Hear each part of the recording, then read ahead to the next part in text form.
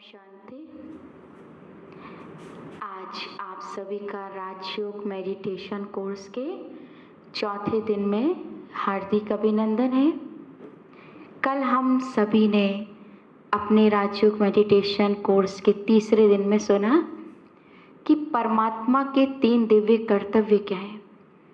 परमात्मा की 3 divine act, Brahma के द्वारा नई दुनिया की स्थापना, विष्णु के द्वारा नई दुनिया की पालना और शंकर के द्वारा पुरानी दुनिया का विनाश का कर्तव्य है। परमात्मा ये 3 दिव्य कर्तव्य कराते हैं। पर आज के सत्र शुरू होने से पहले हम सभी 1 मिनट के लिए साइलेंस में उस जगत नियंता परमात्मा का दिल से आवाहन करेंगे, उसको याद करेंगे और उससे अपने अंदर उसकी दिव्य शक्तियों को महसूस करेंगे। मेरे परम पिता परमात्मा सदाशिव निराकार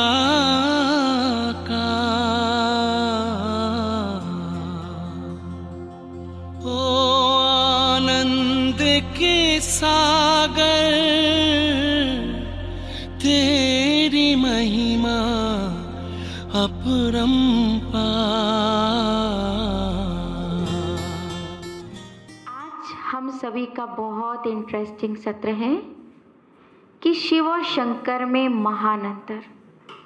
वैसे तो हमारे पूरे भारतवर्ष में देवी देवताओं को बहुत ही प्यार से, बहुत ही दिल से, भावनाओं के साथ उन्हें याद किया जाता है और अपनी दिल की भावनाओं को उन पर अर्पित किया जाता है। लेकिन एक महान भूल हमारे भारतवासी फिर भी कर बैठते हैं कि शिव और शंकर दोनों को एक मिला देते हैं। क्योंकि हमने जैसे कि कल के सत्र में सुना था कि शिव और शंकर, परमात्मा शिव शंकर के द्वारा इस संसार के विनाश का यानी महापरिवर्तन का कार्य कराते हैं।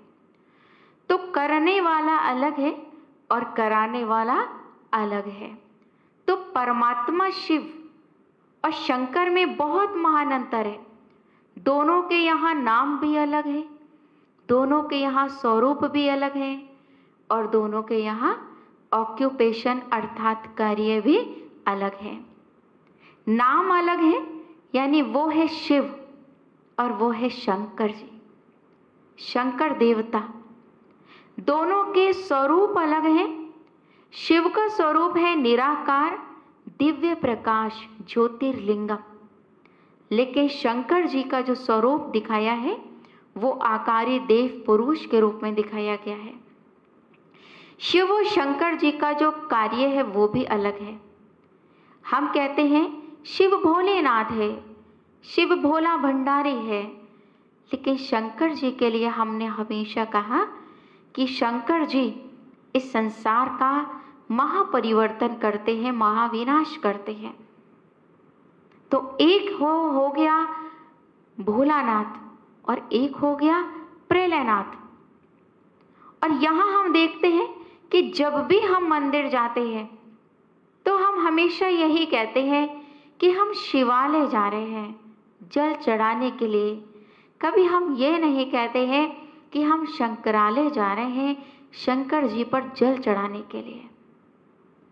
हमने जब भी अपने त्योहार की बात करी है शिवरात्रि के, तो यही कहा आज शिवरात्रि का पर्व है। हमने भूल से भी ये नहीं कहा कि आज शंकरात्रि का पर्व है। और शिवरात्रि का पर्व कहा तो मंदिर में शिव के ही ऊपर सब कुछ हमने अर्पित किया, कभी भी हमने शंकर जी पर अर्पित नहीं किया। तो कहीं कहीं पर हम शिव और शंकर में खुद ही भेद करते हैं और कहाँ दोनों को फिर हम कहते हैं एक है।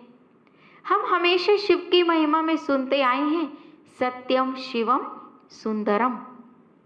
हमने कभी भूल से भी ये नहीं कहा कि सत्यम शंकरम सुंदरम। सत्यम शिवम सुंदरम है, ना कि सत्यम शंकरम सुंदर है।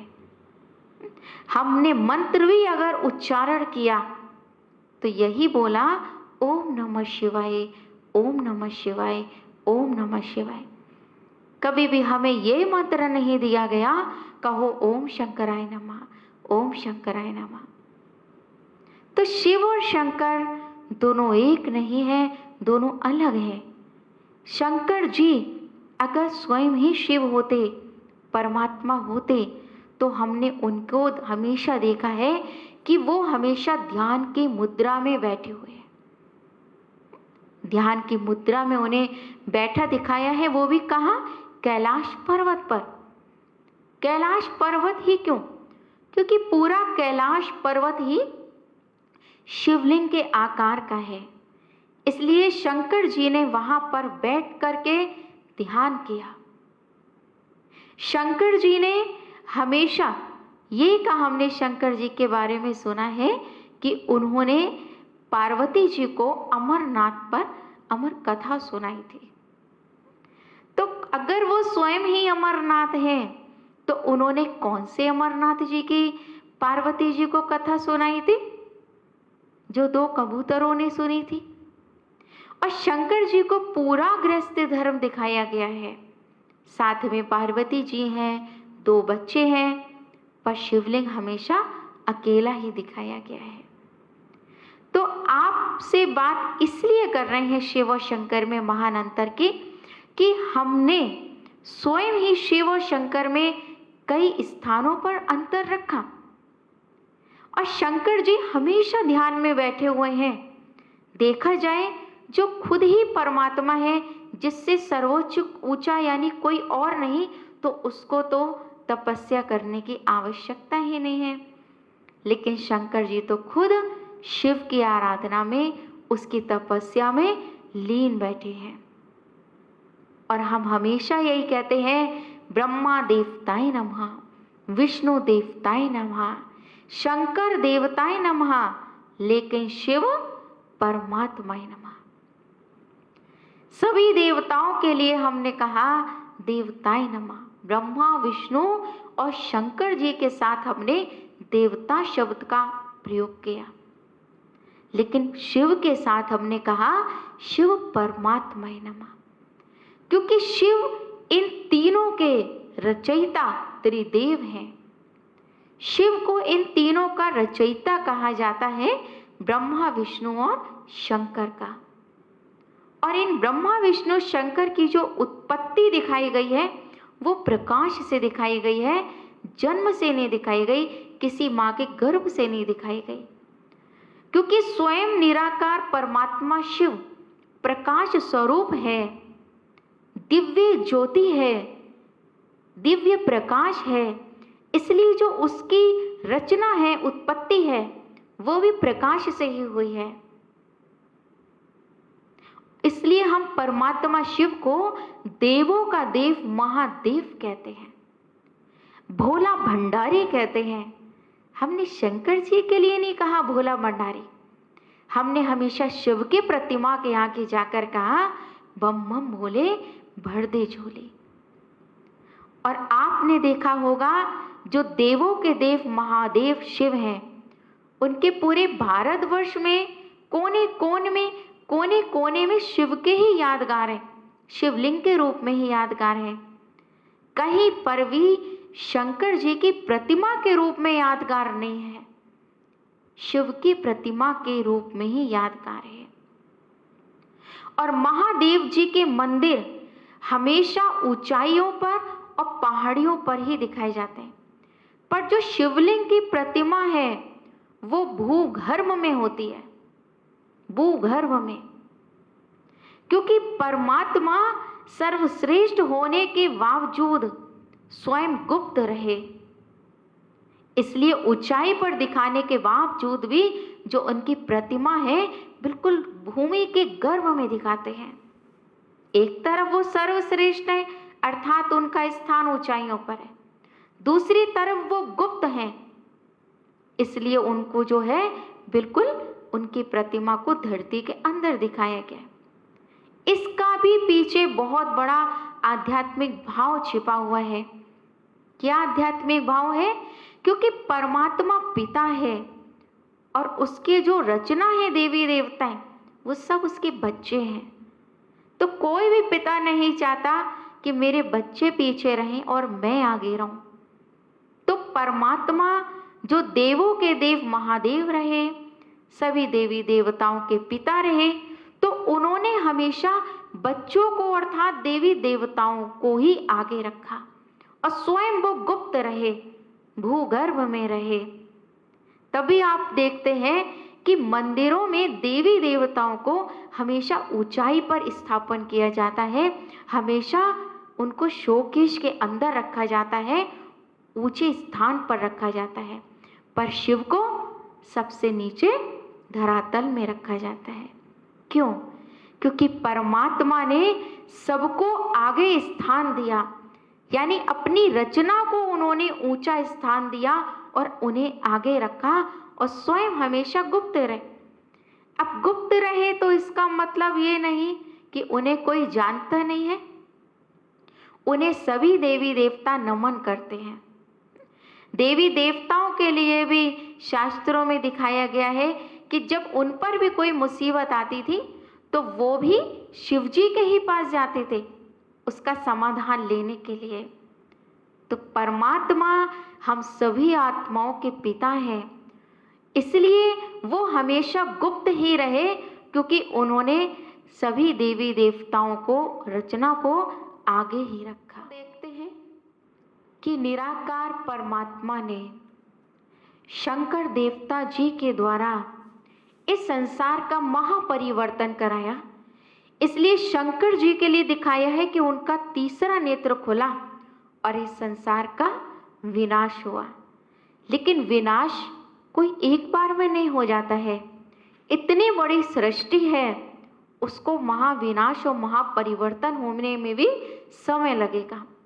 और शंकर जी को आप देखते हैं हमेशा निर्वस्त्र दिखाते हैं, उनके तन पे कपड़े नहीं दिखाते हैं और देवी देवताओं की तरह। क्यों? क्या परमात्मा ने ये आदेश दिया, ये ऑर्डर दिया कि तुम जो है निर्वस्त्र होकर के मेरी तपस्या करो, तुम निर्वस्त्र होकर के मुझे याद करो? नहीं, इसके पीछे भी एक आध्यात्मिक भाव छिपा था कि उस परमात्मा ने कहा कि तुम निर्वस्त्र होकर मुझे याद करो, अर्थात ये शरीर भी आत्मा का एक वस्त्र है। तो तुम जब इस शरीर रूपी वस्त्र को भूल करके अपने को आत्मा समझ करके मुझे याद करोगे, मुझ एक के साथ अपनी योग लगाओगे, तो यही सच्ची सच्ची तपस्या है और इसी से ही तुम्हें एकाग्रता मिलेगी, इसी से ही महापरिवर्तन इस संसार का निश्चित है। फिर हम देखते हैं शंकर जी के हाथ में हमेशा त्रिशूल दिखाते हैं। त्रिशूल किसकी निशानी है? त्रिशूल में 3 तीर होते हैं। किस लिए? क्योंकि इस दुनिया का जो विनाश है, परमात्मा कोई एक मानव या कोई एक देव को निमित्त बना के नहीं कराते। क्योंकि अगर कोई इस दुनिया का विनाश करता है तो कलंक फिर उस पर रखता है, फिर हम उसे देव स्वरूप में तो पूजे ही नहीं। लेकिन जिस देवता के द्वारा परमात्मा ने विनाश कराया, हमने तो उसको कितना पूजा है, कितना याद किया है। तो परमात्मा जो इस संसार का महापरिवर्तन का कार्य करते हैं, वो 3 प्रकार से करते हैं। सबसे पहला, वो इस संसार का विनाश का कार्य प्राकृतिक आपदाओं के द्वारा करवाते हैं। ये प्राकृतिक आपदाएं इस दुनिया में महापरिवर्तन लेकर के आते हैं और इस कलयुगी दुनिया को नई सतयुगी दैवी दुनिया में बदलती हैं। दूसरा, इस सृष्टि के जो महान परिवर्तन का कार्य है वो एटॉमिक बम विस्फोट के द्वारा होता है। और तीसरा, महापरिवर्तन का कार्य के निमित्त बनते हैं वार और सिविल वार। इन 3 प्रकार से हमारी सृष्टि का परिवर्तन होता है। इसलिए परमात्मा करण करावनहार है, लेकिन जो उनके बनाए हुए देवताएं हैं, ये 3 दिव्य देवताएं, परमात्मा ने इनके द्वारा ये 3 दिव्य कर्तव्य कराए हैं। हम सभी इसलिए जो शिवरात्रि का पूरे भारतवर्ष में त्योहार मनाते हैं, तो हमारे कई भक्तजन समझते हैं कि शिव जो है वो रात में आई, इसलिए हम शिवरात्रि मनाते हैं, परंतु नहीं। हम देखते हैं कि अगर किसी बच्चे का जन्म रात में होता है, लेकिन उसका मनाया तो हर साल जन्म दिन ही जाता है ना। रात में जन्म होने के बाद भी हम ये नहीं कहते हैं कि आज मेरे बच्चे की जन्म रात है। हम हमेशा यही कहते हैं कि आज हमारे बच्चे का जन्म दिन है। तो जो शिव के साथ रात्रि शब्द जुड़ा है, इसके पीछे बहुत गहरा भाव है, और वो ये है कि परमात्मा के लिए कहा गया है, ज्ञान सूर्य प्रगटा अज्ञान अंधेर विनाश। इस सृष्टि पर जब अज्ञानता की रात छा जाती है, तब परमात्मा ज्ञान सूर्य इस सृष्टि पर प्रकट होते हैं और इस संसार से अज्ञानता का अंधेरा मिटा देते हैं। और सबसे बड़ी अज्ञानता का जो अंधेरा है आज मानव के अंदर, वो है अहंकार का। इस अहंकार के कारण ही यह भारत दिन से रात में बदल गई। इसलिए हम सभी उस परमात्मा शिव के अवतरित होने के यादगार में शिवरात्रि मनाते हैं। और शिवरात्रि वाले दिन हमारे भक्त बहुत प्यार से मंदिरों में अपनी थाली में बेलपत्री, धतूरा, जल आदि बहुत कुछ लेकर के दूध जल जाते हैं शिवलिंग की प्रतिमा के ऊपर अर्पित करने के लिए। पर अगर उनसे पूछो कि ये बताइए, क्या शिव को धतूरा क्यों पसंद था, अक क्यों पसंद था? सभी देवी देवताओं के मंदिर में बहुत अच्छी हम अपनी थालियों को फलों से, मिठाइयों से सजा कर ले जाते हैं, पर हम शिव के मंदिर में थाली को अक से, धतूरे से, बेलपत्री से, इन सब चीज़ों से सजा कर के ले जाते हैं। क्यों? क्या उसको ये सब पसंद था? नहीं। एक्चुअल में देखा जाए तो परमात्मा जब इस धरती पर अवतरित हुए, उनके अवतरित होने की यादगार क्या है? स्वयंभू। जब वो स्वयं इस भूमि पर अवतरित हुए, तो अवतरित होकर के उन्होंने कुछ चीज़ें हमसे जो मांगी थी, वो हम सभी भक्तों ने उनको बदल के कुछ और ही हमने स्थूल रूप में देना, भेंट चढ़ाना आरंभ कर दिया। उसने मांगा कुछ और था और हमने उसको देना कुछ और शुरू कर दिया। हम भगवान के मांगने के भाव को नहीं समझे। बहुत प्यारी सी एक स्टोरी है जिससे सिद्ध होता है कि परमात्मा क्या मांगता है और हम उसे क्या देते हैं। एक बार एक पिता था और उसकी एक दुकान थी। तो उसकी जो दुकान थी बहुत अच्छी चलती थी उसके समय में, लेकिन एक बार वो बीमार पड़ा। और जब बीमार पड़ा तो डॉक्टर ने कहा कि आप जो है वो अपना कारोबार समेटिए, क्योंकि अब ज़्यादा दिन के आप मेहमान नहीं हैं।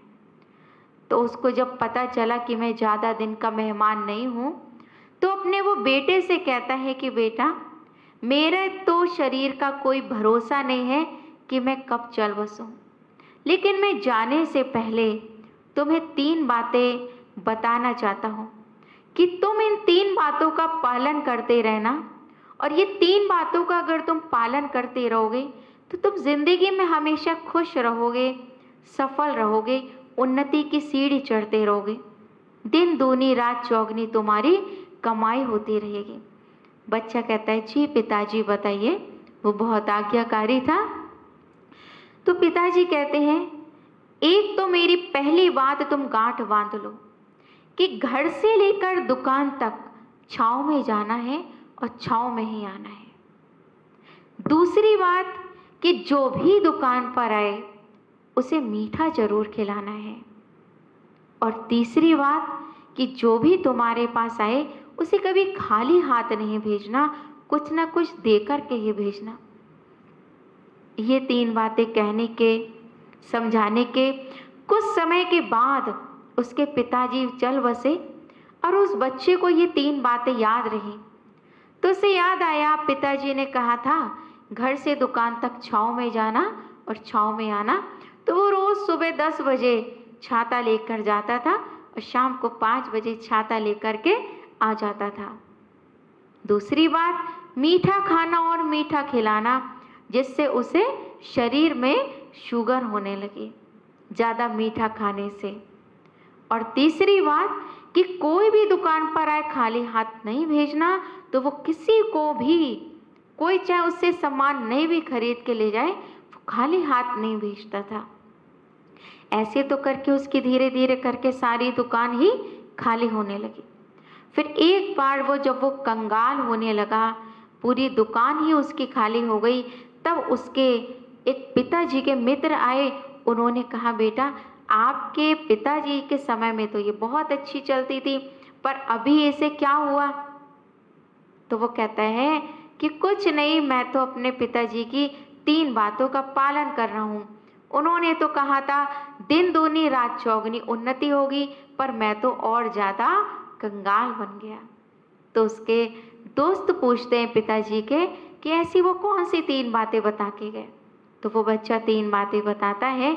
तो उसके पिता के दोस्त कहते, अरे बुद्धू, तुमने अपने पिता की हर बात का अनर्थ कर दिया, तुमने अपने पिता की हर बात को उल्टे रूप में ले लिया, तो तुम्हारी उन्नति कहाँ, अवनति ही होगी। तुम सफलता के नहीं विफलता पे जाओगे। तो बच्चा कहता है क्या? तो उसके पिता के दोस्त कहते हैं कि घर से दुकान तक छाँव में जाना और छाँव में आना, मतलब सुबह सूर्य निकलने से पहले जाना और सूरज ढलने के बाद ही आना। दूसरी बात, मीठा खिलाना, दुकान पर मीठा खाना, अर्थात एक दुकानदार की वाणी बहुत मीठी होनी चाहिए, जिससे वो ग्राहकों का दिल जीत सके। और तीसरी बात, जो भी ग्राहक आए उसे खाली हाथ नहीं भेजना, यानी आपके व्यवहार से खुश होकर के वो आपकी ही दुकान से कुछ ना कुछ लेकर के जाएं।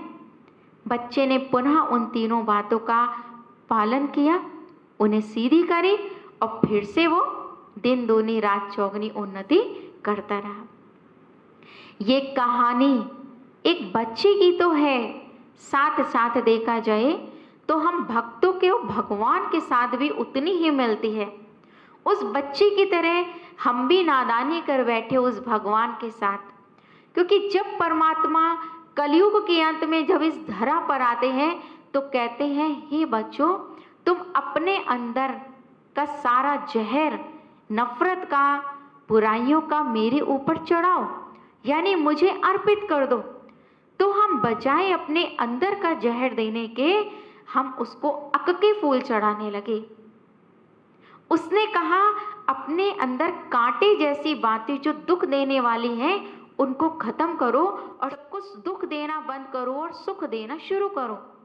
तो हमने वो दुख देना तो बंद नहीं किया, लेकिन वो कांटों वाला जो धतूरा होता है उसको अर्पित करना उसके ऊपर आरंभ कर दिया। उसने कहा था कि तुम रोज अपने ऊपर ज्ञान का जल चढ़ाओ, तो हम बजाय अपने ऊपर ज्ञान का जल चढ़ाने के, हम रोज शिवलिंग के ऊपर जाकर के जल चढ़ाने लगे, जैसे कि वो कितना मैला है, जैसे कि वो कितना पतित है, जैसे कि वो कितना विकारी है। जो सत्यम शिवम सुंदरम है, बजाय उस पर जल चढ़ाने के, जब हम उसको दिल से याद करते हैं और अपनी आत्मा पर ज्ञान का रोज जल चढ़ाते हैं, अर्थात ज्ञान को धारण करते हैं, योग को जीवन में शामिल करते हैं, इससे हमारी आत्मा निरंतर साफ होती है। जब भगवान शिव इस सृष्टि पर अवतरित हुए तो उसने कहा कि उपवास रखो।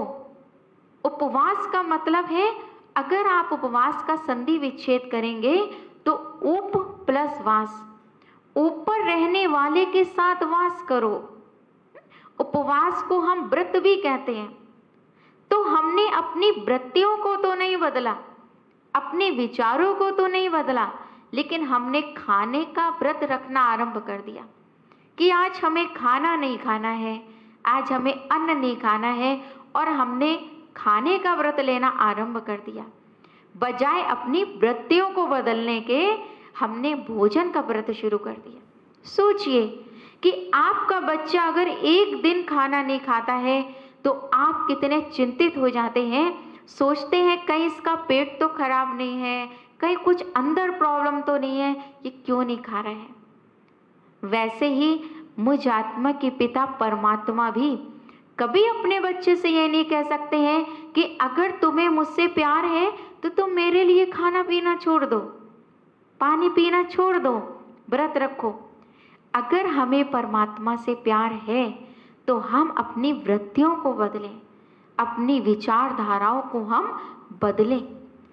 फिर परमात्मा जब इस धरती पर अवतरित होते हैं तो वो हमसे कहते हैं कि बिंदु बन के उस बिंदु बाप को याद करो और ज्ञान की बूंदें शनह शनह करके अपने अंदर लेते जाओ।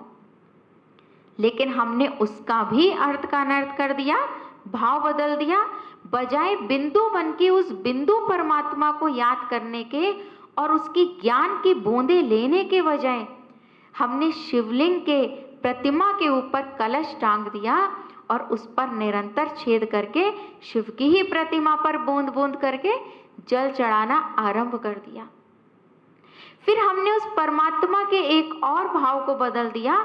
उसने कहा कि तुम्हारे अंदर जो बैर विरोध की नफरत की भावनाएं हैं वो तुम खत्म करो। अब सबके प्रति प्यार प्रेम की भावनाएं रखो, सबको दिल से प्यार दो, सम्मान दो, सुख दो। लेकिन हमने वो भी नहीं किया। हमने बजाय बैर खत्म करने के और बैर विरोध बढ़ा दिया और शिवरात्रि वाले दिन हमने उसकी प्रतिमा पर बेर चढ़ाना आरंभ कर दिया। हमने उसके इस भाव को भी बदल दिया। परमात्मा जब इस धरती पर आते हैं तो वो कहते हैं कि तुम मेरे लिए जागरण करो। जागरण करो अर्थात इस आत्मा की सोई हुई ज्योति को जगाओ सच्चे ज्ञान और योग से। तो हमने इस आत्मा की ज्योति को जगाने के बजाय वो वाला जागरण, एक रात का जागरण करना आरंभ कर दिया। ऐसे तो जागरण इस दुनिया में कितने लोग करते हैं। किसी की ड्यूटी नाइट की होती है, वो भी रात में जागरण करता है। लेकिन जागना हमें इन आंखों से नहीं, जागना हमें अपनी ड्यूटीज पर नहीं, जागना हमें इस अज्ञान की निद्रा से है। तो जब हम अज्ञान की निद्रा से जाग जाते हैं और उस परम ज्योति को पहचान लेते हैं, यही सच्चा सच्चा हमारे लिए जागरण है। तो कहने का भाव है कि परमात्मा शिव के इस धरती पर अवतरित होने के यादगार में हम सभी भक्त शिवरात्रि तो मनाते हैं, प्रकृति से बनी हुई चीजें और वस्तु तो उस पर चढ़ा देते हैं, पर जो अंदर की बुराइयां हैं वो हम उसे अर्पित नहीं करते। अगर हम वो अर्पित करेंगे, उसी से हमारा जीवन मानव से देव समान बनेगा। और जब हम उसकी इसी आज्ञा का पालन करेंगे, उसके अनर्थ को अर्थ में बदल देंगे, तभी हम परमात्मा से सच्चा सच्चा मिलन मना सकते हैं और इस अज्ञानता की रात्रि को दूर कर सकते हैं। तभी आप देखेंगे जो भक्त है वो मंदिर में जाता है, और जब मंदिर में जाता है तो जितने भी शिव के मंदिर होते हैं वहाँ पर घंटा जरूर लगा होता है। घंटियाँ भी होती हैं, घंटे भी होते हैं बड़े बड़े। कई लोग तो ये भी मानते हैं कि घंटा चढ़ाने से हमारी मनोकामनाएं पूरी हो जाएंगी। लेकिन मनोकामना कोई पीतल का घंटा चढ़ाने से पूरी नहीं हो जाती। हमने सोचा मंदिर में जाने से पहले घंटा बजाओ, भगवान सोया हुआ होगा तो जाग जाएगा। सोचिए, वो कोई मानव थोड़ी है जो सोया हुआ है और जाग जाएगा। जिसके ऊपर पूरी सृष्टि की जिम्मेवारी है, क्या वो सो सकता है? एक्चुअल में सोए तो हम पड़े हैं। जगाने के लिए हमें वो आया है ज्ञान की घंटी बजाकर।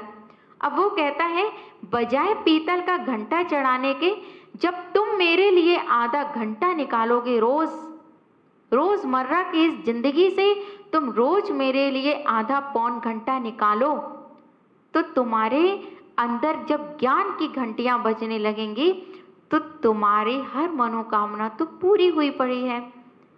तो यही सच्ची सच्ची शिवरात्रि है जो हम भक्तों ने उसको बदल दिया, उसके भाव को बदल दिया, तो हम उस बच्चे की कहानी की तरह इस नादानी से उठें और परमात्मा को अपने अंदर की सच्ची चीज़ें अर्पित करके हम उससे सच्चा सच्चा मिलन मनाएं। तो आज का ये सत्र सुन करके मुझे पूरा विश्वास है कि आज से आज आप अपने अंदर कोई ना कोई एक बीमारी को, एक बुराई को छोड़ने का दृढ़ संकल्प जरूर लेंगे। अगर हमें क्रोध अधिक आता है तो आज आप प्रतिज्ञा कीजिए, व्रत लीजिए, मुझे आज से इसे खत्म करना है। अगर मुझे अहंकार है, ईगो है, मैं बीड़ी सिगरेट पीता हूँ, आज से इस चीज़ का व्रत लीजिए कि आज से मुझे इस चीज़ को शिव पर चढ़ाना है। तभी इस शिव के साथ ये हमारा सच्चा प्यार हुआ। वही शिव का सच्चा भक्त नहीं बल्कि सच्चा बच्चा हुआ, क्योंकि हम शिव के भक्त नहीं हैं देखा जाए, हम तो शिव बाबा के बहुत प्यारे बच्चे हैं। तो आज के सत्र में हम सभी ने सुना कि शिव और शंकर एक नहीं, दोनों अलग हैं, और हम सच्ची शिवरात्रि मना करके शिव बाबा को प्रसन्न करें, ना कि उसके ऊपर झूठी चीज़ें अर्पित करके हम उसे खुश करने की कोशिश करें, हम उसे बहलाएं। भोलानाथ है लेकिन इतना भोला नहीं है कि वो ये नहीं समझता है कि हमें क्या देना चाहिए और हम उसे क्या दे रहे हैं। तो आज का सत्र हमारा यही समाप्त होता है। कोई आज से आप भी एक संकल्प करना अपनी बुराई को खत्म करने का, और कल हम सभी बहुत प्यारा सत्र आरंभ करेंगे। कल का हमारा सत्र रहेगा समय की पुकार। ये सृष्टि क्या है, द वर्ल्ड साइकिल व्हील, संसार का परिवर्तन कैसे अपने अपने समय पर होता है। तो ये हमारा कल का सत्र रहेगा। ओम शांति।